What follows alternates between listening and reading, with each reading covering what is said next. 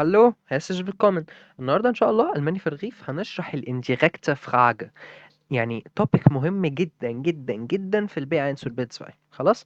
طبعًا يعني أرشح بشدة إن أنت تبقى اتفرجت على فيديو الNebensätze. خش على الchannel بتاعتنا هتلاقي الفيديو هنا خلاص، أو في playlist كده قائمة تشغيل هتلاقي ألماني في الرغيف، أوكي؟ حلو جدًا متفقين. تمام. إيه بقى فكرة الindirect Frage؟ الفكرة كلها بدل ما أسألك زي الA1 كده kommst du morgen؟ هو أنت جاي بكرة؟ طب هو أنت ليه مش جاي الشغل؟ warum gehst du nicht zur Arbeit؟ ده السؤال عادي جدًا بتاع الA1. لأ، هنسأل بطريقة أرقى، أشيك، أحلى، أفضل، ألطف، تليق على B1 وB2 خلاص؟ طيب، طبعًا أنت عارف إن إحنا عندنا نوعين من السؤال، يا إما Ja و Nein يا إما بالV Frage خلاص؟ طيب، أقول إيه، بدل ما أقول له كده خبط لازق أنت جاي بكرة؟ لأ، أقول له أنا حابب أعرف إذا كنت هتيجي بكرة والّا لأ. ممكن أسأل تسمح لي أسأل أنت جاي بكرة والّا لأ؟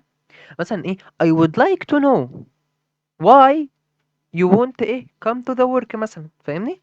هي نفس الفكرة بالضبط كده. فعايزك تعرف معايا ال3 صياغات دي. Ich möchte gern wissen و darf ich fragen أهي، ومثلًا هنا ich würde gern wissen. تمام؟ طيب ich möchte gern wissen طبعًا أي حاجة يا أو nein، سؤال بيا أو nein بنسأل بإيه؟ بOb. ولمّا أقول لك إن Ob بتعمل Nebensatz إحنا قلنا بقى في الفيديو بتجيب الverb في الآخر، ارجع اتفرج على الفيديو تمام؟ طيب ich möchte gern wissen ob du morgen والverb هيجي في الآخر تمام كده ob du morgen kommst.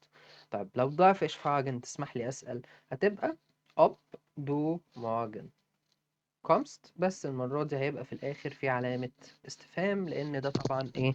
ده سؤال لكن ده كانت مش سؤال خلاص، فهنا نقطة هنا علامة استفهام. طيب warum gehst du nicht zur Arbeit؟ أنت مش جاي بكرة ليه؟ لا، أسأل بطريقة أشيك.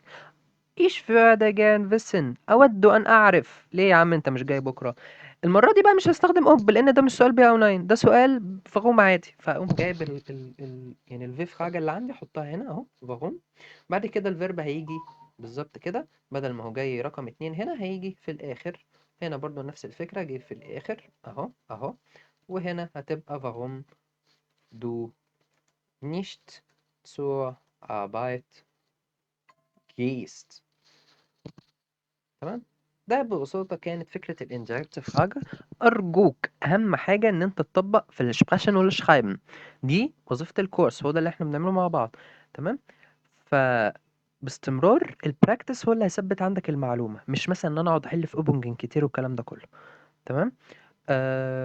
بس طبعا ده الويب سايت بتاعنا أهو.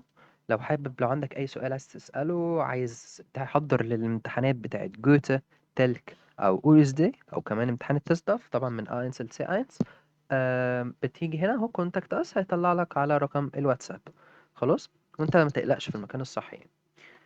Sehr gut. Ich bedanke mich bei Ihnen. Vielen Dank und bis zum nächsten Mal. إن شاء الله. Tschüss.